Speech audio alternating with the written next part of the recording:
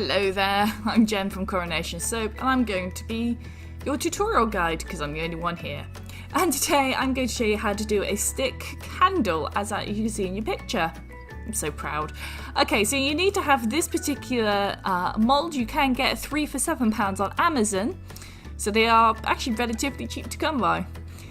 You'll need to get all the bits and pieces ready because that wax will dry, will set pretty quick, so be prepared. First, we need to lubricate the mould with some olive oil. Now, the reason this is important is because if you were to just pour the hot wax in and to let it go, it will stick to the plastic and it will not come out. You will end up with a broken, calamitous mess of hard wax. So I'm just lubricating this all together, ready for when the wick goes in and for the rest of it to piece it together. You must do this to both parts of the main part of the mould.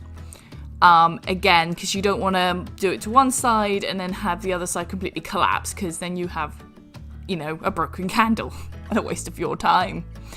Alright, so here are all the pieces. I have to now put this mould together. But before I can do that, I actually need to put the wick through first. Now, this is an opportunity for you to get it as central as possible first time. You will, of course, need to have a bit more assistance with this later on, but I will get to that. I'm putting this as central as I can. When the mould is put together, as I'll show you in a little bit, you will need to get to the other end and you'll need to centralise it using a toothpick. You can see the mould is now assembled. I am now putting this top part in, which is quite key in putting this all together. So now it should remain secure and it should maintain its shape, which again, important. Alright, there you go, there's your mould. Now you need to get the wax done. Now, there's your soy wax on the left, and on your right is the jug I'm going to use to melt it, because I'm making a makeshift double boiler. Lucky me. Alright, so I'm going to get a spoonful of soy wax flakes. I'm going to be really careful, really careful, because I hate losing flakes. Use every flake. So I'm going to pop it in very carefully. Bear in mind, you will have to do this another 11 times. So this is 12 tablespoons of soy wax. There we go. Now, you're putting it on your double boiler or your makeshift one, which I've prepared there, and you need to let it melt in its own time to stir occasionally. Look at it all nice and full. Ooh, I can't wait for it to go. Aha, right now, you should not do the following. Do not drop off to sleep. It is really unwise. Honestly, just don't. Do not leave your double burner going unattended. It is a really stupid idea for you to go off afterwards. And for the love of all that is good, please don't take any intoxicants. Just don't. There we go, back to the tutorial. Okay. Now that wax should be melting. It will take a little while, but if you stir it occasionally, it should come off nice and consistent. There you go. This is about 90 minutes later. It's nice and melted and consistent. Remember to turn the stove off because now you are done with it. Do not leave things like this unattended. Now we need to get the colour out. We're going to get a spoonful of this using the special spoon that it came with. It's about half a teaspoon in case you don't have any of these. Half at the most. So you're now gonna grab this and you put it into the mixture. Nice and careful like.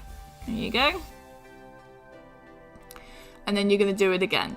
So like I said, about a teaspoon's worth overall if you want to go for a really strong colour. It depends on what you're going for, but I like to have very vibrant colours. And now we're gonna stir.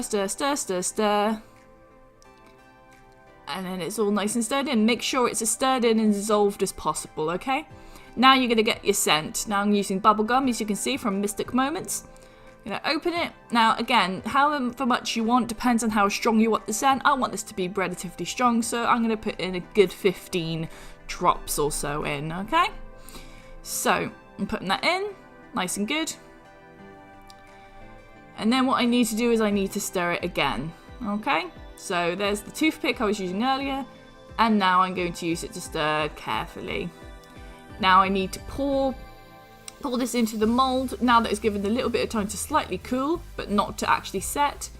Be very careful, do not be too cavalier with this, because the slightest knock and it will fall to pieces. As you can see, I've used the toothpick to centralise the wick so that when it's setting and drying, it's not going to go all over the place and to one side unequally. Gonna pour up to the top. Nicely done.